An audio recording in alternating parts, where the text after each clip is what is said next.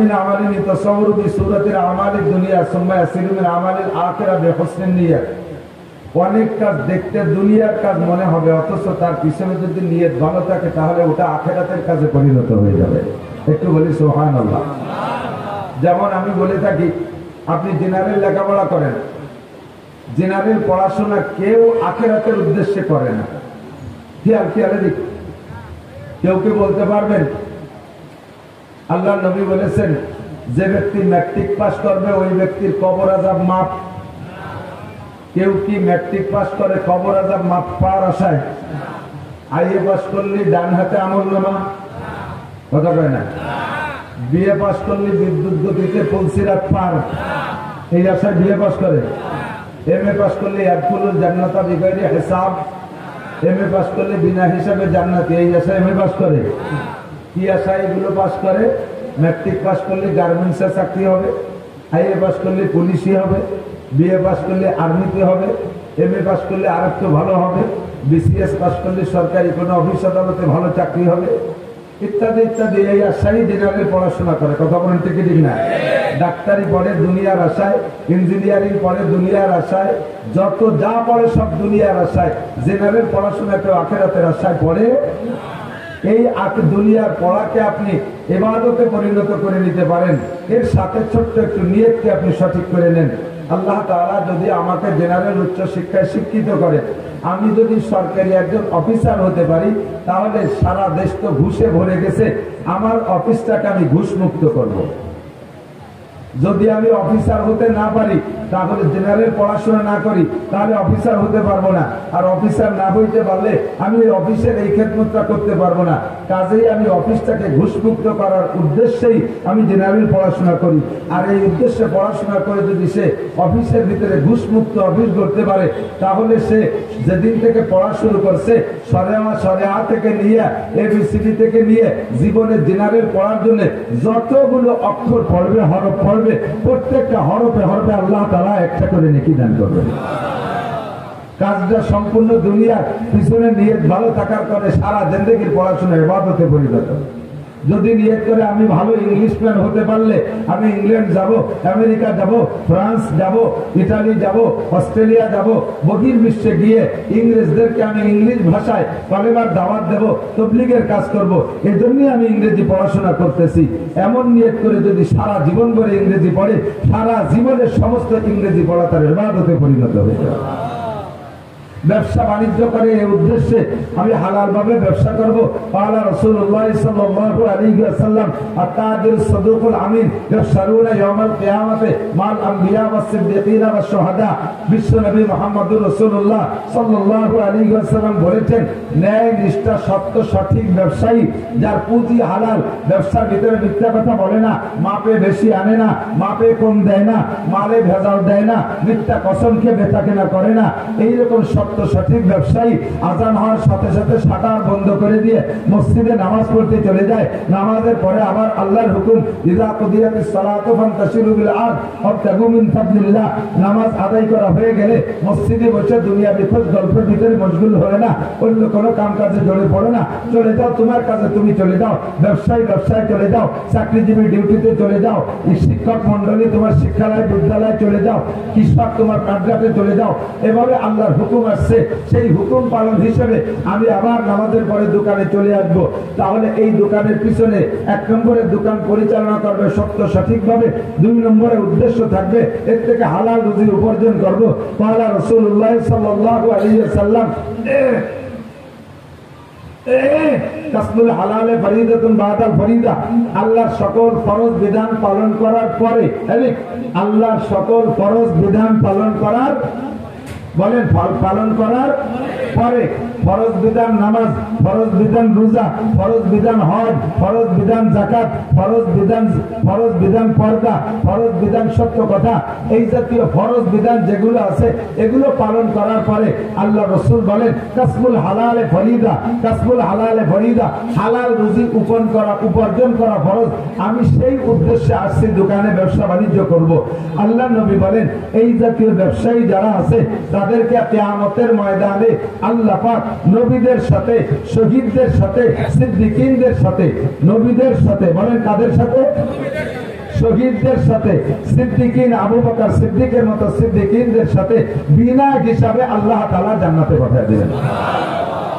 ব্যবসাটা আমি মনে করি সম্পূর্ণ দুনিয়া। এই দুনিয়াটাকে আপনি ইবাদতে পরিণত করতে পারেন, আখিরাত বানাইতে পারেন, তার সাথে যদি নিয়তটা খালেস থাকে। আমি দান করব, টাকা পাবো কোথায়? ব্যবসার মাধ্যমে মোটা ইনকাম হবে, আমি সময় মতো যাকাত দেব, আমি কুরবানি করব, আমি হজ করব, গরিবরা আসবে, মিসকিনরা আসবে, মাদ্রাসার মাহফিলের কালেকশন হবে, ওই দিন আমি মোটা মোটা দান করব। এই আশা আমি ব্যবসা বাণিজ্য করে বড় হচ্ছি।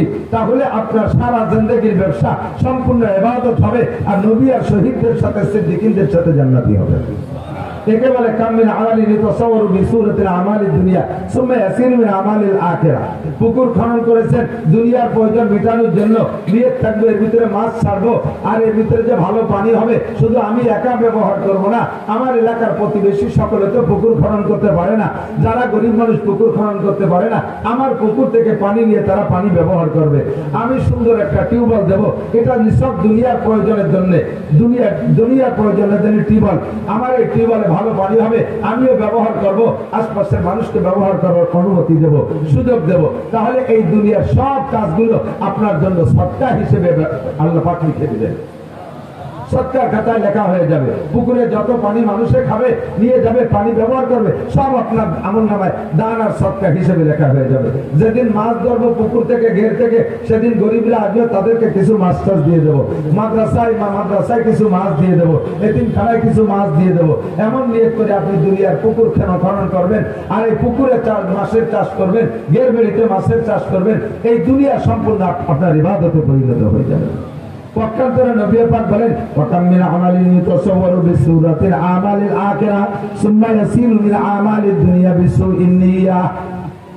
আমার দেখা দৃষ্টিতে অনেক কাজ আছে, যেই কাজগুলো দেখতে একেবারে খালেস দিনের কাজ, এর মধ্যে কোনো ভেজাল নাই, 100% দিন মনে হবে, অথচ ওর পিছনে নিয়ে যদি খারাপ থাকে, দিনের এই কাজটা তোমার আখিরাতে এক পয়সাও কাজে লাগবে না, এইটা সম্পূর্ণ দুনিয়ায় পরিণত হয়ে যাবে। যেমন তুমি মসজিদ বানাইছো, মসজিদের চাইতে দিনের আর বড় কোনো কাজ হতে পারে না। প্রাতিষ্ঠানিক ভাবে সবচাইতে ভালো কাজ হলো মসজিদ বানানো। কথা বলেন ঠিক ঠিক না? মসজিদ হলো কার ঘর? আরো ধরে আল্লাহর ঘর। আল্লাহর ঘর বানাই দিলে নবী পাক বলেন, মান বানা মসজিদান লিল্লাহ বানাল্লাহু লাহু বাইতান ফিল জান্নাহ। যে ব্যক্তি আল্লাহর ঘর মসজিদ নির্মাণ করে, আল্লাহ তাআলা তাকে জান্নাতের মধ্যে একটা বালাখানা বানাইয়া দেয়। ইন্নামা ইয়ামুরু মাসাজিদাল্লাহি মান আমানা বিল্লাহ। আল্লাহ পাক বলেন, যারা মসজিদ নির্মাণ করে, মসজিদ আবাদ করে, মসজিদের সাথে যাতায়াত করে, মসজিদের খেদমত করে, ফ্যানটা নাই লাগাইয়া দেয়, কয়েল প্রয়োজন লাগাইয়া দেয়, মোমবাতি নাই লাগাইয়া দেয়, লাইটটা কেটে গেছে কিনে দেয়, মসজিদের মাদুর নাই কিনে দেয়, মসজিদের ইট খসে গেছে সেটুকু সংস্করণ করে দেয়, ফ্লোরটা ভেঙে গেছে ঠিক করে দেয়। এক কথায় মসজিদের সাথে খেদমতে যারা লোক লেগে থাকে, আল্লাহ পাক বলেন, আমি তাদেরকে মোমেন ভুলে ঘোষণা দিলাম। আর যারা আল্লাহ পাক যাদেরকে মুমিন বলেছেন, আল্লাহ তাদের সম্পর্কে বলেন, কদ আফলাহাল মুমিনুন। মুমিনরা সকলে সফল, মুমিনরা সকলে সফল। এই সফলতার প্রতিদান দিবেন আল্লাহ পাক ফিরদাউসে নুজুলা। সমস্ত মুমিনদেরকে জান্নাতুল ফিরদাউসে বসাইয়া আল্লাহ পাক নিজ হাতে 500 বছর পর্যন্ত মেহমানদারি করাবে। কাজেই মসজিদ বানানো অনেক বড় কাজ। কথা বলুন ঠিক ঠিক না? ইবাদতের ভিতরে প্রথম কাতারের, নফল ইবাদতের ভিতরে প্রথম কাতারের মসজিদ। এই মসজিদটা বানাইয়া যদি তার গায়ে নেম প্লেট লিখে দেন, অমুকের বেটা অমুক এত সালে এত টাকা ব্যয়ে মসজিদ নির্মাণ করেছে, এত সুন্দর একটা কাজ। আপনার বানানো মসজিদের থেকে মসজিদে নামাজ পড়িয়া লক্ষ লক্ষ মানুষ কিয়ামত পর্যন্ত জান্নাতি হবে। আল্লাহর কসম, আপনি নেম প্লেটটা লাগানোর কারণে আপনি একটা নেকিও মসজিদের থেকে পাবেন না, একটা নেকিও আপনি মসজিদের থেকে পাবেন না। মসজিদ বানাইয়া এরপরে সভাপতি হওয়ার জন্য পারলাম, আরে মসজিদ বানাইছি আমি, টাকা বেশি দেওয়া আমার, কাজে এর সভাপতি আমরা হব, বংশানুক্রমে আমার বংশেই সভাপতি আর সেক্রেটারি চলতে থাকবে। এই মসজিদে নামাজ পড়ে আর বেটারা ভেসতে যাবে, তোমরা পারবে বেটা কিছুই বলা না।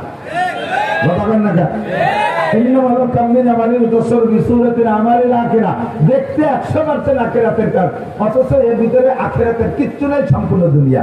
এটা আপনি করেছেন শিরিক ফিল ইবাদত। অথচ আল্লাহ পাক রব্বুল আলামিন বলেন ইবাদত করবা তো ইবাদতের মধ্যে শিরিক করবা না। ওয়ালা ইউশরিক বিইবাদাতি রাব্বিহি আহাদা। প্রত্যেকটা ইবাদত হবে একমাত্র কার জন্য? আরে ভাই বলেন কার জন্য? নামাজ কার জন্য? রোজা কার জন্য? মসজিদ কার জন্য? আজকে দান করছেন কার জন্য? 2000 ইট দিয়েছি, 5000 ইট দিয়েছি। হুজুর ফাঁকে নাম করতে ভুলে গেছে। 100তে অনেক কয়জন কইছে, ওনার নামটা কই নাই। ওই পাশে যে মোতাজাবের গলা চিনে ধরছে, ফিরে আবার যায় দেখিস তোর ইট দিয়ে ঘর মাথা ফাটা হয়ে যাবে। বেটারা 2000 দেয়, তাকে নামে মার হওয়া, আর আমি 5000 দিচ্ছি, আমার নামে মার হওয়া নাই। আল্লাহকে ওরে মার খাবা, একটা নেকিও পাবা না। তুমি 5000 ইট দিয়েছ কি জন্য? তোমার নামটা এলান হবে, তোমার নামটা জোরে সোরে মার হওয়ার সাথে বলা হবে। এ জায়গা মসজিদে ইট দিয়েও তুমি নেকি পাবা না। এর নাম শিরিকুল ইবাদত। কাজ করে সেখান থেকে মানুষের কাছ থেকে প্রশংসার লোভ করা, ভালো কাজ করে ধর্মের কাজ করে মানুষের কাছে প্রশংসার লোভ করা, এর নাম হলো শিরিকুল ইবাদত। চাচা আপনি তো আগে নামাজ পড়তেন না, এখন তো ভালোই নামাজ পড়েন। আর কত কালে নামাজ না পড়ে উপায় আছে? বাড়ি ভিটি গিয়ে জ্বালায়, টিকার কায়দা নাই, সেই বাড়ি থাকি কায়দা নেই, মসজিদ না আছে, উপায় নাই। এই জন্য দায় খেয়ে মসজিদ দিয়েছে, এই হলো ইবাদত। আপনি তো আগে দাড়ি রাখতেন না, এখন তো দাড়ি রাখেন। যে দাড়ি না রাখেন মানসি কি পায় এগুলো বলছি। তাহলে যে দাড়ি রাখছেন, এই দাড়ি কার জন্য? রসুলের জন্য, আল্লাহর জন্য, না মানুষের মুখ বন্ধ করার জন্য? এই দাড়ি রাখা হয়ে যাবে আপনার খাইজনি শুল্ক নিজাত। আপনি খাইজনি থাকবেন, দাড়ি রাখে বলে খাইজবে। দাড়ি রাখার খাইজনি শুল্ক করলে আপনি খাইজবেন, চুল করবেন, অথচ নেকি পাবেন না। কারণ এই দাড়ি আপনি আল্লাহ আল্লাহ রসুলের জন্য রাখেন নেই, সুন্নতের মহাব্বতে রাখেন নেই। এটা রাখছেন মানসি কি করে সেই কথা ঠেকানোর জন্য। আব্বা মারা গেলে 5টা গরু জবাই দিয়ে 5000 মানুষকে খাওয়াই দেয়া, একটা গুনাহ না নাকি? 5টা গরু জবাই দিয়ে খাওয়া দিলে গুনাহ। আমার আব্বা মারা গেছে, আমার তৌফিক আছে, আমি 5 লাখ টাকা দিয়ে 5টা গরু কিনে জবাই দিয়ে মানুষকে খাওয়াই দেবো, তাহলে গুনার কেস? এটা তো 100% নাকি? কোনো গুনাহ নাই, সাবধান। তবে 4 দিনের দিন করতে হবে, 10 দিনের দিন করতে হবে, 40 দিনের দিন করতে হবে, আর বাপের মৃত্যু বার্ষিকী টার্গেট করে সেই দিন করতে হবে, এইটা গুনাহ। আপনি এনি টাইম এভরিডে যে কোনো দিন আপনি করে দিতে পারেন, মানুষকে খাওয়াইলে নেকি হয়। আর হযরত উসমান রাদিয়াল্লাহু তাআলা বলেন, দুনিয়া সালাস, দুনিয়ার 3টে জিনিস আমার ভালো লাগে। উসমান বলেন 3টে জিনিস আমার ভালো লাগে। 1 নম্বরে ইতআমুল জিয়ান, ক্ষুধার্তকে খানা খাওয়াইতে আমার ভালো লাগে, ক্ষুধার্তকে খানা খাওয়াইতে ভালো লাগে। আপনি মেহমানদারি করবেন, আব্বা মারা গেছে, মা মারা গেছে, আপন কেউ মারা গেছে, তাদের ইসালে সওয়াবের জন্য আপনি অনুষ্ঠান করবেন, খানা খাওয়াবেন। তবে এর ভিতরে খাওয়াবেন কাকে? ইতআমুল জিয়ান, ক্ষুধার্তকে খানা খাওয়াবেন। না খেয়ে রয়েছে যারা, তাদেরকে আগে ডাইকে খাওয়াবেন। কিন্তু এই খানার ভিতরে আপনি শিরিক করে ফেলেন। আগে বসান এমপি সাহেব, চেয়ারম্যান সাহেব, মন্ত্রী সাহেবের সাথে সম্পর্ক থাকলে ভালো, উপজেলা চেয়ারম্যান, মাস্টার সাহেব, মেম্বার সাহেব, ডাক্তার সাহেব, ইঞ্জিনিয়ার সাহেব, কন্ট্রাক্টর সাহেব, শিল্পপতি সাহেব, কোটিপতি সাহেব, ভগ্নিপতি সাহেব, আত্মীয় স্বজন যারা বড় বড় আছে, এই সব বড় বড় যারা সকাল বিকাল গরুর গোস্ত খায়, শগুনের মতো গলার সময় সেইগুলো আটকাতারে বসাই দিয়ে জম্মের খান পড়ায় খাওয়াইয়া লাস্টে গরিবরা বাদ বাগান যে ঘুরে বেড়ায়, সেই বৈঠকে তাকে বসাই দিচ্ছে, গোস্ত নাই বা ডাল দিয়ে বড় যাও। এই চলে কি চলে না কথা? আর ওই জায়গা খান সময় অডিও ভিডিও ক্যামেরা নিয়ে আছে 50টা, দে সাইডে ইউটিউবে অমকের বাড়ি 10টা করে জমিতে বাপের নামে দেওয়া বসেছে। কাজটা ভালো কাজ, কিন্তু উদ্দেশ্য খারাপ হওয়ার কারণে একটা লেখিও তুমিও পাবে না, তোমার আব্বাও পাবে না, গোষ্ঠী শুধু খালি হবে। ওয়ালা ইউশরিক বিইবাদাতি রাব্বিহি আহাদা। প্রত্যেকটা ভালো কাজ করবো একমাত্র কার জন্য? নামাজ পড়ি কার জন্য? রোজা রাখি আল্লাহর জন্য, জিকির করি আল্লাহর জন্য। কথা না? হ্যাঁ মিয়া, চরমুনাই তো যাও, তুই জিকিরি মজলিসে যাইস, তুমিও যাই, ঠিক যাই তো, প্রত্যেক মজলিসে যাই, কত তো কোনো সারা শব্দ শুনি নেই। একসাথে জিকির করে, তার ভিতরে সারা শব্দ শোনে না বলে মনে করে যে যায় না। আপনি যান, কার জোরে জোরে যে শব্দটা শুনিস কার? জোরে জিকির যে শব্দ শুনিস কার? কলার জারে। জোরে জোরে জিকির করে মাইকে ডেকে ডেকে বেটাকে শোনাও, ওই জিকির করার গলা ফাটানো পর্যন্ত শেষ একটা জিকিরের একটা শব্দও তুমি নাকি পাবা না। জিকির হবে কার জন্য? শুদ্ধভাবে জিকির হবে লা ইলাহা ইল্লাল্লাহ, লা ইলাহা ইল্লাল্লাহ। জিকির যত গোপনে হবে আল্লাহর সাথে সম্পর্ক তত বেশি ভালো হবে। প্রত্যেকটা ইবাদত, যত নফল ইবাদত আছে সবগুলো গোপনে, যত ফরজ ইবাদত আছে সবগুলো ওপেনে। كم من عمل يتصور بصورة أعمال الدنيا أعمال الآخرة ثم يصير من أعمال الدنيا بسوء النية। মাদ্রাসা করছি এর দ্বারা যদি আমার প্রশংসার লোভ হয়, মসজিদ করছি যদি প্রশংসার লোভ হয়, এই বয়ান বক্তৃতা করি এখানে যদি আমার প্রশংসার লোভ হয়, ওয়াজ করে নিয়ে যাওয়ার পরে আমার ভিতরে কামড় দেয়, আমি কান খাড়া রাখি, দেখি আজকে শ্রোতারা কি মন্তব্য করে, কি কি আলোচনা করে। যদি শুনি যে আজকে ফাটাফাটি বয়ান হয়েছে, খুশিতে এসে ঘরের মধ্যে করে যে তাই তো বলা ভাঙ্গা, এই জন্যই তো ভালোই করতে পারলো না, তাতেই হয়েছে। একজন দেখো তোর চেহারাটি দারুণ দেখা যাচ্ছে, তাই 3 দিন নাই নিয়ে 3 দিন গোসল করিলে তাতেই এরকম দেখা যাচ্ছে, গোসল করলে কিরম মতো গলা ভাঙ্গি গেছে, তাই আজকে ফাটাই দিছে। আর যদি গলা ভালো থাকতো তাহলে কি দিতাম। এই 2 ঘন্টার বয়ানে আপনারা হিদায়াত পাবেন, ইউহদাবিহি ওয়া হুয়া লা ইয়াহতাদি। আমার বয়ানে হিদায়াত পেয়ে আপনারা জান্নাতে যাবেন, আমি বক্তার শূন্য হাতে জাহান্নামে চলে যাব। যদি কোনো আলেম তালবে আলী মাদ্রাসার ছাত্ররা এই উদ্দেশ্যে করে যে আল্লাহু আকবার, বর্তমান জামানায় উলামায়ে কিরামদের তো ভালো ইনকাম, ফার্স্ট ক্লাস ইনকাম হলো ওয়াজের ব্যবসা, বড় বড় মোটা মোটা ইনকামের ভিতর দিয়ে আসতেছে। হাবিবুর রহমান এক মাহফিলে 1 লাখ 1.5 লাখ, মিজানুর রহমান কি বলা হয় আজারি 2 লাখ 2.5 লাখ 3 লাখ, এরপরে আব্দুল খালেক শরীয়তপুরি, তারপরে ইলিয়াসুর রহমান জিয়াদি, আরো যারা আছে সবাই মোটা টাকা কামাই করে। কোনো মতে টানি টুনি 5টা করতে পারলে ওয়াজ করে ব্যবসায় রেখেই বসতে পারবো। তোমার ওয়াজও হবে, তোমার ওয়াজে মানুষ হিদায়াত পাবে, তারা আমল করে জান্নাতে যাবে। আর তোমার এই পয়সা কামাই করা পর্যন্ত শেষ, আখিরাতে তুমি কিচ্ছুই পাবা না।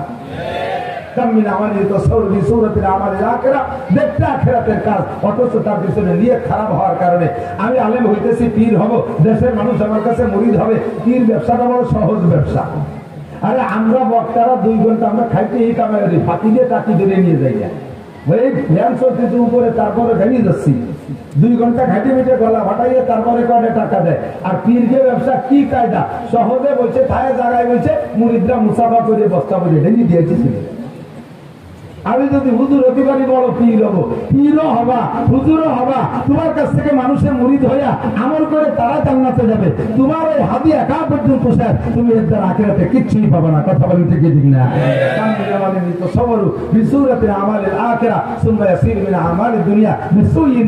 এই জন্য নবী পাক হাদিস বলেন, আর বুখারী শরীফের একেবারে প্রথম হাদিস, ইন্নামাল আমালু বিন্নিয়াত, প্রত্যেকটা কাজ নির্ভর করে নিয়তের উপরে। আল্লাহ তাআলা আমাদের আজকের মাহফিলের ভিতরে নিয়তটা সহি করা তৌফিক দান করে, বলেন আমিন। বেশি কথা বলবো না, বেশি কথা বলবো না, যে কটা বলবো সে কটা মনে রাখার চেষ্টা করবেন। কিছু পুরনো আজ নিয়ে আসছি, কারণ সময় সাপেক্ষে। কোরআন হাদিস তো আল্লাহ পাক আল্লাহ রসুল এমন ভাবে সাজাইছে যা 1500 বছর আগেও চলতো, আর 1,00,000 বছর পরেও যদি দুনিয়া থাকে তাহলে একইভাবে কোরআন হাদিস প্রযোজ্য হবে। কথা বলতে গেলে না, সঙ্গে কি করবে না। এক এক সময় বলতাম, গতানুগতিক ভাবে বলে গেছি। বর্তমান প্রেক্ষাপটে এসব কথাগুলো আমাদের সামনে, চোখের সামনে চলে আসছে। আজকে দুনিয়া আছে না নাই? বাংলাদেশ আছে না নাই? পৃথিবী আছে না নাই? এই পৃথিবী একদিন থাকবে না, এ ঘটনা সত্য না মিথ্যা? কিয়ামত হবে কি হবে না? ধ্বংস হবে না? কিয়ামত 3 প্রকার, একটা হলো কিয়ামতে সুগরা, আর একটা কিয়ামতে উস্তা, আর একটা কিয়ামতে কুবরা। একটা হলো পার্সোনাল কিয়ামত, আর একটা হলো জাতিগোষ্ঠীর কিয়ামত, আর একটা হলো আন্তর্জাতিক কিয়ামত। এই 3টা কিয়ামতে ইজা ওয়াকাতিল ওয়াকিয়া লাইসা লিওয়াকাতিহা কাযিবা। কোরআনে সূরা ওয়াকিয়ার ভিতরে আল্লাহ পাক বলেন এই 3টে ঘটনা ঘটবে, 3টাই ঘটবে, আর 3টা ঘটার মধ্যে কোনো সন্দেহ নাই। পার্সোনাল কিয়ামত হলো মাম্মাতা কাদামাত কিয়ামাতুহু। তাআলা রাসূলুল্লাহ সাল্লাল্লাহু আলাইহি ওয়াসাল্লাম নবী পাক বলেন, যে যেদিন মারা গেল তার কিয়ামত সেদিন হয়ে গেল। তার কিয়ামত সেদিন, যে যেদিন মারা গেল তার কিয়ামত হয়ে গেল। ওই আন্তর্জাতিক কিয়ামত আমরা দেখবো না। সারা দুনিয়াতে ধ্বংস হবে, এটা হলো ইন্টারন্যাশনাল কিয়ামত, আন্তর্জাতিক কিয়ামত। এই কিয়ামত এই জায়গা যারা বসা আছেন, আমি কসম খেয়ে বলি, এই জায়গা যারা বসা আছেন 6, 5, 2, 4 বছরের পোলাপান থেকে নিয়ে 70, 80 বছরের বুড়ো যারা আছেন, আমরা এখানে কেউ সেই আন্তর্জাতিক কিয়ামত দেখবো না। সে সময় আমরা দুনিয়া থাকবো না। ওটা দেখবে এই সময় যারা দুনিয়ায় থাকবে তারা কথাগান। আর অবশ্যই এখন যারা আছে তারা অত হায়াত পাবো না। বলেন যে যদি আগামী শুক্রবারে কিয়ামত হয় তাহলে পাবো না কেন? মানে অত গুণ আসতো না। আগামী শুক্রবারে কিয়ামত হবে না, কিয়ামত হবে মুহররমের 10 তারিখ। কয় তারিখ? তাহলে একটু কথা কয় আমার সাথে। কয় তারিখ কিয়ামত? কয় তারিখ? আগস্টের 5 তারিখ। কিয়ামত কয় তারিখ?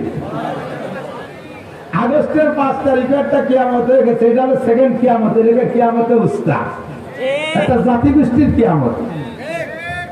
আর আন্তর্জাতিক কিয়ামত যেটা সারা দুনিয়া জুড়ে হবে, এটার তারিখ আল্লাহ পাক বলেন ইন্নাল্লাহা ইনদাহু ইলমুস সাআ। ওই কিয়ামতের তারিখ একমাত্র কে জানে? আল্লাহ জানে। কথা বলেন ঠিকই ঠিক না? তো মুহররমের 10 তারিখে কিয়ামত হবে। কয় তারিখ? এবং সেদিন শুক্রবার হবে। 4-5 বছর আগে সম্ভবত আমার মনে হয় 4-5 বছর আগে এইরকম হঠাৎ করে ডায়েরি খুলে দেখি আর 2 দিন পর শুক্রবার, তাও মুহররমের 10 তারিখ। যে এই বানানটা আমি উঠছে আল্লাহ এইভাবে মিলিয়ে গেল, তাই তো থাকতে পারলাম না। কিয়ামত তো হয়েই যাবে। পরে আমি কোরআন হাদিস মিলিয়ে দেখি কিয়ামতের আগে বড় 10টা ঘটনা ঘটবে। ওই 10টা ঘটনা না ঘটা পর্যন্ত কিয়ামত হবে না। যদি আল্লাহ সত্য হয় তাহলে তার রসুল সত্য, রসুল সত্য হলে তার হাদিস সত্য, তার হাদিস সত্য হলে এই শুক্রবারে কিয়ামত হবে না। এই কথাও সত্য। কথা বলো ঠিকই ঠিক না? তার ভিতরে একটা হলো দাজ্জাল আসবে। অরিজিনাল দাজ্জাল 1 চোখ কানা, অর্থাৎ 1 চোখ কানা আর 1 চোখ আছে। এবার দেখলে বোঝা যায় যে এই চোখটা কানা হয়ে গেছে, এই দিয়ে আছে, কিন্তু এর জায়গাটা তো রয়ে গেছে। কিন্তু তা না, এই দাজ্জালের পুরো কপালে মাত্র একটাই চোখ হবে। ওর ডান হাতে থাকবে দোজখ আর বাম হাতে থাকবে বেহেশতে। আসলে উচিত ছিল কি, বেহেশতে কোন হাতে? ডান হাতে। আর দোজখ থাকলে ওর বাম হাতে বেহেশতে আর ডান হাতে দোজখ। ওর কথা যে শুনবে তাকে লাখ লাখ কোটি কোটি টাকা দিয়ে দুনিয়া প্রতিষ্ঠিত করে দেবে। এর নাম হলো জান্নাত। তার কথা যে না শুনবে তাকে মেরে এপাশে ফেলাই দেবে।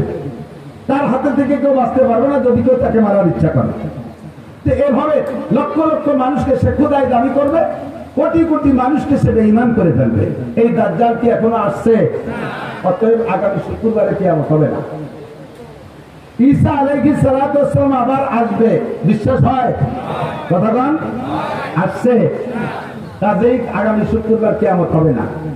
ইয়াজুজ মাজুজ আসবে, শব্দ সেকেন্ডারকে ভেদ করে তারা জিব্বে চাটতেছে, চাটতে চাটতে একেবারে রসুনির খুশার মতো অতটুক পাতলা থাকতে ফজর হয়ে যায়। এরপরে কয় যে যেটুক বাকি আছে কালকে 2 চাকা দিয়ে বেরোয় যাবো। এইকে ফিরে আবার বাড়ির পিছনের দিক চলে যায়। পরের দিন এসে দেখে যে সেই যেমন ছিল সেরকমই হয়ে গেছে। এভাবে তারা চাকতেই তালে আছে। হঠাৎ করে কিয়ামতের আগে একদিন তারা এইটুক আজকে না চাটিয়া পিছনে যাবে না, একে চাটাতে বের হয়ে দাঁড়িয়ে চলে আসবে। লক্ষ লক্ষ কোটি কোটি দুনিয়ায় সভ্য মানুষের চাইতে ওদের সংখ্যা কয়েক গুণ বেশি হবে। মানুষের উপরে ডাকাতি, মারামারি, খুনোখুনি করবে, মানুষ ধরে খাওয়া পর্যন্ত শুরু করে দেবে। কয়েকদিন পর্যন্ত সারা দুনিয়া এভাবে অরাজকতা সৃষ্টি করার পরে আল্লাহর পক্ষ থেকে বিশাল একটা বৃষ্টি আসবে। ওই বৃষ্টিতে ওরা সব ধ্বংস হইয়া সাগরে ভেসে চলে যাবে। এই ঘটনা কি ঘটছে? অতএব আগামী শুক্রবারে কিয়ামত হবে না, ভয় নেই। দাব্বাতুল আরদ, একটা প্রাণী আসবে, তার 4টে পা আছে, আবার 2টে হাত আছে। প্রাণীটা এত বড়, সে মাটিতে বসলে 1.5 বিঘে জায়গা লাগবে। কতটুকু আপনার সমান হবে না? মাটিতে বসলে 1.5 বিঘে জায়গা লাগবে। এত বড় প্রাণী। ডান হাতে থাকবে মুসা আলাইহিস সালামের লাঠি, বাম হাতে থাকবে সুলাইমান আলাইহিস সালামের আংটি। মাত্র 40 দিনের ভিতরে সারা পৃথিবীতে যত হাজার কোটি মানুষ থাকুক না কেন, সমস্ত মানুষকে 2 ভাগ করে ফেলবে। সুলাইমান আলাইহিস সালামের আংটি দিয়ে মানুষের কপালে টাচ দেবে, ছোঁয়া দেবে। যদি লোকটা কাফের হয়, বেঈমান হয়, তার চেহারাটা একেবারে ব্ল্যাকবোর্ডের মতো কালো হয়ে যাবে। মুসা আলাইহিস সালামের লাঠি তার ডান হাতে, ওই লাঠি দিয়ে কপালে লিখবে কাফার, অর্থাৎ কাফের। আর যদি লোকটা ইমানদার হয়, আংটি দিয়ে ছোঁয়া দেওয়ার সাথে সাথে চেহারাটা উজ্জ্বল ফুটফুটে ফর্সা চাঁদের মতো হয়ে যাবে। কপালে লিখবে আনতা মুমিন, তুমি একজন ইমানদার, তুমি মুমিন। এভাবে 40 দিনের ভিতরে ওই একটা প্রাণীতে সমস্ত মানুষকে 2 ভাগ করে ফেলবে। এই ঘটনা কি ঘটছে? অতএব আগামী শুক্রবারে কিয়ামত হবে না। এরপরে পরপর লাগাতার 3 রাত 3 দিন পর্যন্ত 72 ঘন্টা পর্যন্ত দুনিয়ায় সূর্য উঠবে না। 72 ঘন্টা দুনিয়ায় সূর্য উঠবে না। কোনো আলো থাকবে না, কারেন্ট জ্বলবে না, আলো বাতি জ্বালাইতে পারবে না, আগুনের বাতিও থাকবে না, সারাটা দুনিয়া অন্ধকার, একটা সূর্য উঠছে না, দুনিয়ার কোনো বাতি নাই, তাহলে বোঝেন অন্ধকারটা কেমন হবে। আর ওদিকে সূর্য যখন উঠছে না, মানুষের তখন ভীত সন্ত্রস্ত হইয়া কান্নাকাটি শুরু করে দেবে, পাগল হয়ে যাবে, পায়খানা করে কাজ শুরু করবে, পানি খুঁজে পাবে না, বিশাল একটা মিনি কিয়ামতের একটা পরিবেশ হয়ে যাবে। এই কান্নাকাটি করতে করতে করতে করতে পশ্চিম আকাশ থেকে সূর্য উঠবে। সূর্যটা এ পাশ থেকে উঠবে না, পশ্চিম আকাশ থেকে উঠবে। তবুও সূর্য যখন উঠছে মনের ভিতরে কিছু একটা প্রশান্তি, যে আলো তো হলো। এরপরে সূর্যটা উঠতে উঠতে মাঝ আকাশে আসবে, আবার পশ্চিম আকাশে ডুবে যাবে। পরের দিন থেকে আবার নিয়মতান্ত্রিক সূর্য উঠবে। এই সূর্য যে ব্যাক হয়ে গেছে, ফিরে আসছে, এই ফিরে আসার পরে সমস্ত মানুষের ভিতরে চেতনা আসবে, আহা সর্বনাশ হয়ে গেছে। উলামায়ে কিরামের কাছ থেকে শুনতাম সূর্য পশ্চিম আকাশ থেকে উঠবে। হাদিসে আসছে আল্লাহর নবী বলেন সূর্য একবার পশ্চিম আকাশ থেকে উঠে আসার পরে আবার যখন ডুবে যাবে, এরপরে মানুষের যতই বুঝুক এই বুঝে কোনো কাজ হবে না। আর তওবা করলে তওবা কবুল হবে না, কাহার ঈমান গ্রহণ করা হবে না। এরপরে আবার নিয়ন্ত্রিক ভাবে সূর্য উঠবে, পূর্ব আকাশ থেকে পশ্চিমে অস্তমিত হবে। বলা হয় এর প্রায় 120 বছর, তাও শিওর তারিখ না, প্রায় 120 বছর পরে ওই সূর্য উদয়ের ব্যাক সূর্যের পরে প্রায় 120 বছর পরে কিয়ামত হবে। ও দোস্তরের সময় এখনো বহুত আছে, বহু দেরি আছে। কাজেই আগামী শুক্রবার কিয়ামত নিয়ে কোনো টেনশন করি না। তবে কিয়ামত তিনটা, একটা হলো ব্যক্তিগত কিয়ামত, এইটা যে কোনো সময় ঘটে যেতে পারে। কথা বলেন পারে কি পারে না? এখান থেকে বাড়ি যাইতেও পারেন, নাও পারেন, ফজরের রক্ত পাইতেও পারেন, নাও পাইতে পারেন। আপনি চিন্তা করছেন আগামী রমজান মাসে চিল্লাই যাব, আরে ততদিন হায়াত আপনি পাইতেও পারেন, নাও পাইতে পারেন। যে ব্যক্তি যখন মারা গেল তার কিয়ামত তখন হয়ে গেল।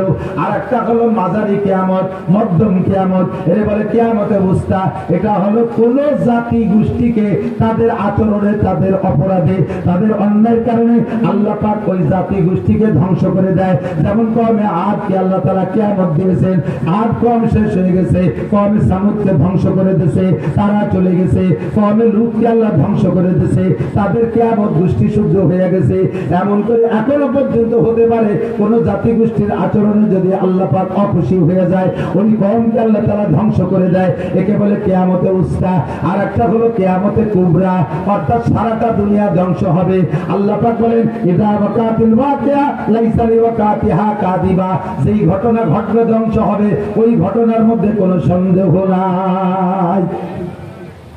সেই যে কবে হবে সম্পর্কে সাহাবায়ে কিরাম জিজ্ঞেস করেছেন নবী পাকের কাছে।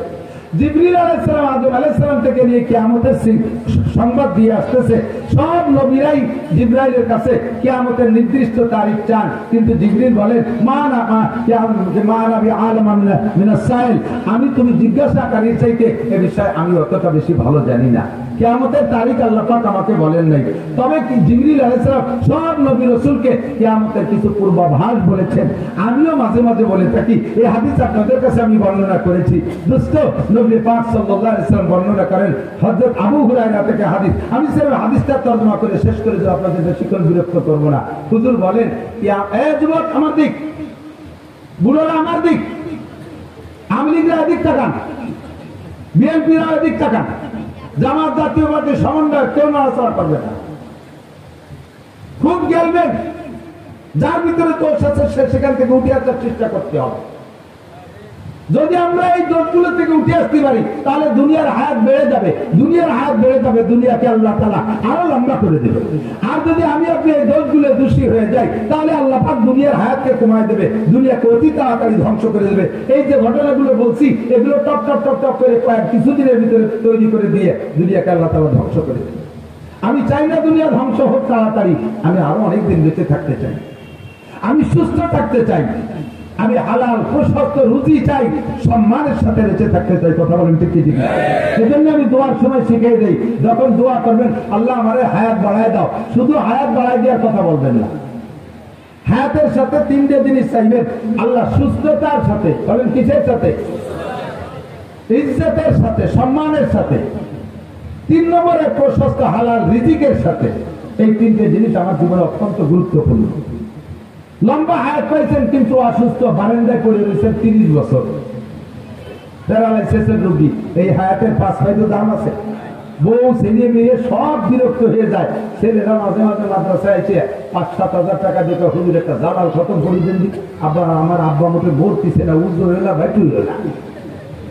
ছেলে মেয়ে বিরক্ত হয়ে যায়, বুড়ি খালি পায়, তোরা একটা জ্বালালি কত পড়া দিতে পারি যে এই কাইছিয়ে পাইয়ে আইডিয়ে মুখে তো ডিসেম্বর সব নষ্টই বেলা গেল, বুড়োর জ্বালায় রাত্রি ঘুমোর উঠে যাবে। তাহলে এই 30 বছর হায়াতের 5 পাইরও দাম। সুস্থতার সাথে হায়াত চাই, সুস্থতা পাইছি কিন্তু এমন আকাম করছি যে রাস্তায় বেরোনোর কায়দা নাই। রাস্তায় যাওয়ার সাথে সাথে এই দেশেই মালিক মোল্লা, কেউ মালিক মোল্লা থাকলে তারা এবার সবাই নিয়ে বেরোয়, নাম তো শুরু করি এই দেশেই জামাল, কোন জামাল, এই বস্তা খানিক পেয়ে যাবে। মুখের সামনে চোখের সামনে যদি এগুলো বলে দেয় তাহলে আর রাস্তায় হাঁটা যায় না, কথা বলেন ঠিক না? আল্লাহু আকবার। হযরত ওমর ইবনে খাত্তাব রাদিয়াল্লাহু তাআলার একটা হাদিস শুনেছি ছোটবেলা মার কাছে। আমি ভাবতাম যে আমার মা মার বুদ্ধি দিয়ে বলে, মা বয়স বুদ্ধিমতী মহিলা, তাই তার জ্ঞান দিয়ে বলে। পরে হাদিস পড়তে গিয়ে দেখি আমার মা হযরত ওমর রাদিয়াল্লাহু তাআলা হাদিস বলেন। মা আমাকে আমি যখন একটু বড় হয়ে উঠছি, মা আমারে নসিহত করে, বাবা এই যুবক আমার দিক তাকাও, রাতের বেলা এমন কাম করবা না যাতে দিনের বেলা মানুষের সামনে মুখ দেখাইতে লজ্জা হয়। ছোট্ট নসিহত মনে রাখবা, রাতের বেলা এমন কাম করবা না যাতে দিনের বেলা মানুষের সামনে মুখ দেখাইতে লজ্জা হয়। আবার দিনের বেলা এমন কাম করবা না যাতে রাতে তোমার ঘুমের ক্ষতি হয়, রাতে তোমার ঘুমের ক্ষতি হয়। দুইটা কথার ভিতরে বিশাল ব্যাখ্যা। এই দুইটা কাজ থেকে তুমি ফিরে থাকো। রাস্তাঘাটে বের হইতে গেলে যাতে ইজ্জতের সাথে মানুষের সম্মানের সাথে আহ্বান করে, সালাম দিয়ে দৌড়ে আসে, মুসাফা করার জন্য ব্যস্ত হয়ে যায়, এমন একটা সম্মানী জিন্দেগি চাই। 3 নম্বরে অভাবের কারণে ঈমান নষ্ট হয়ে যায়, এই জন্য প্রশস্ত হালাল রুজি চাই, প্রশস্ত হালাল রুজি চাই। লম্বা হায়াত ইজ্জতের সাথে প্রশস্ত হালাল রুজি আল্লাহ পাক আমাদের সকলকে নসিব করে, জোরে বলেন আমিন। আল্লাহ যদি ইজ্জতি জিন্দেগি না দেয়, সবাই হায়াতে তয়বা বাড়ায় দেয়, বলেন আমিন। তবে আমাকে দুনিয়া হায়াত নিয়ে থাকতে হলে তো দুনিয়া থাকা লাগবে। দুনিয়া যদি ধ্বংস হয়ে যায় তাহলে আমি থাকবো না। এবার দুনিয়া থাকবে কতদিন? দিন থাকবে যতদিন। বলেন দুনিয়া থাকবে কতদিন? দুনিয়া থাকবে কতদিন? দিন থাকবে যতদিন। প্রমাণ করা রাসূলুল্লাহ সাল্লাল্লাহু আলাইহি ওয়াসাল্লাম হুজুর বলেন, লা তাকুনু সাআতু হাত্তা ইউকালা ফিল আরদি আল্লাহ আল্লাহ। জমিন অতদিন ধ্বংস হবে না, কিয়ামত ততদিন হবে না যতদিন জমিনের ভিতরে একটা মানুষ থাকবে আল্লাহ বলনেওয়ালা। বলেন না সুবহানাল্লাহ। এ ভাই, বর্তমানে দুনিয়া আছে না নাই? আছে কি? আমেরিকার ক্ষমতা বলে, চায়নার প্রযুক্তির বলে, জাপানের প্রযুক্তির বলে, দাদা বাবুদের শক্তির বলে, আরে আমেরিকানদের শক্তির বলে। দুনিয়া বর্তমানে আছে একমাত্র মুমিনদের কলেমার সিলাহ। দুনিয়া যখন একেবারে শেষ প্রান্তে চলে যাবে, ওই সূর্য পশ্চিম আকাশে উদয়ের পরে দুনিয়ায় কোনো ইমানদার থাকবে না। আল্লাহ পাক রব্বুল আলামিন হযরত ইসরাফিল আজরাইল আলাইহিস সালামকে ঘোষণা দিবেন, বলবেন তুমি সবগুলোকে ধ্বংস করে দাও। ইসরাফিল আলাইহিস সালামের সিংহার ফুরকো হয়ে যাবে আর আজরাইলের কার্যক্রম ফাইনাল শুরু হবে। সারা দুনিয়ার সমস্ত প্রাণীকে মুহূর্তের মধ্যে ধ্বংস করে দেওয়ার পরে আল্লাহ পাক আজরাইল আলাইহিস সালামকে ডাইকে বলবে, ও আজরাইল কি পরিমাণ মারছো, কি পরিমাণ মারছো? কয় সব মারি সাফ করে ফেলাইছি। কয় বাংলাদেশে কি গেছিলে? বাঙালিরা তো আপদ বিপদে ভালো জায়গা বলাই থাকতে পারে, ও জায়গা দুই একটা আবার থেকে গেল নাকি? কয় আল্লাহ না, সব সাফ করে ফেলাইছি। এবার কয় আল্লাহ আনমা বাকিয়া, সবাই যে মারার পরে আর আছে কে কে? আজরাইলকে আল্লাহ জিজ্ঞেস করবে, সব মারছো, গরু ছাগল দানব মানব সব শেষ করছো, এখন আছে কে? কয় যে আল্লাহ এখন আছি আমরা 13 জন আছি। নাহনু সালাসা আশার, আমরা 13 জন আছি। কয় কেডা কেডা বলো?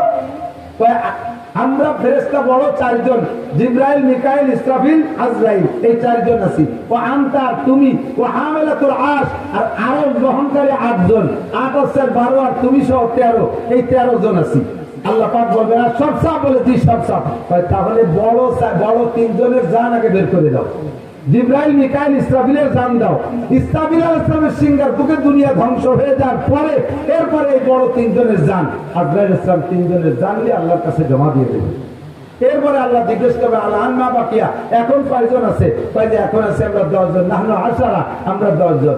হামিলাতুল আরশ আরশ বহনকারী 8 জন, আনতা ওয়া আনা তুমি আর আমি, এইবার 10 জন আছি।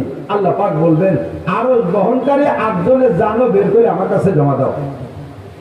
যখন বলবে আরশ বহনকারী, যে আরশ উঁচু করে রাখছে যে 8 জনে, ওই 8 জনের জান নিতে কইলে আজরাইল আলাইহিস সালাম একটু ইতস্তত বোধ করে বলবেন, আল্লাহ এই 8 জন তো তোমার আরশ উঁচু করে রাখছে, এদেরকে যদি মেরে দেই তাহলে তো আরশ ছেড়ে দেবে, তোমার আরশ তো নিচে পড়ে যাবে। তাহলে এই 8 জনের বাদ দিয়ে আর 6 তো সাফ করে দিছি, এ পর্যন্ত থাকলে কেমন হয়? আল্লাহ পাক রব্বুল আলামিন বলেন, আজরাইল তাহলে তুমি কি মনে করো আমি আরশ বহনকারী 8 জনের কাছে ঠেকা?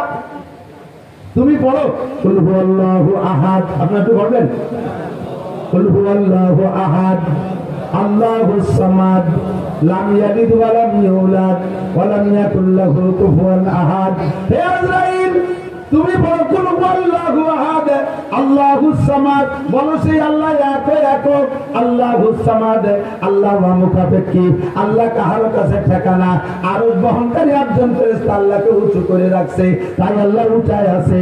নবীকে ওরা ছেড়ে দিলে আল্লাহ পড়ে যাবে। তোমার আল্লাহ এমন আল্লাহ না, দুনিয়ার দেবদেবীর মতো নয়। বছরের শেষে যাইয়া দেবদেবীদের রং নষ্ট হয়ে যায়। তোমরা জেনে রাখো সিবগাতাল্লাহি ওয়া মান আহসানু মিনাল্লাহি সিবগা। আরে দুনিয়ায় রং আছে, আমি আল্লাহর রং আছে। আমি আল্লাহর রং কোনদিন ওঠে না, তোমাদের দেবদেবীর রঙের মতো রং উঠে যায় না।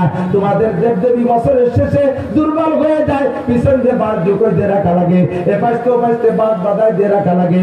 আমি আল্লাহ পাককে দুর্বল মনে করো না, আমাকে ওভাবে আরশ বহনকারী 8 জন ফেরেশতা উঁচু করে রাখা লাগে না। আমি আল্লাহ তাআলা নিজ অবস্থানে থাকতে পারি। কথা বলুন ঠিক কি ঠিক না? বলতে চাই না বাংলাদেশ আমরা কয়েক জাতির দেশ, মুসলমান, হিন্দু, বুদ্ধ, খ্রিস্টান, আমরা মিলে মিশে আছি মহাব্বতের সাথে। কথা বলুন ঠিক ঠিক না? আপনাদের এলাকায় হিন্দু আছে না? মুসলমানদের দোকানে যে মাল আছে হিন্দুর দোকানে সেই মাল আছে।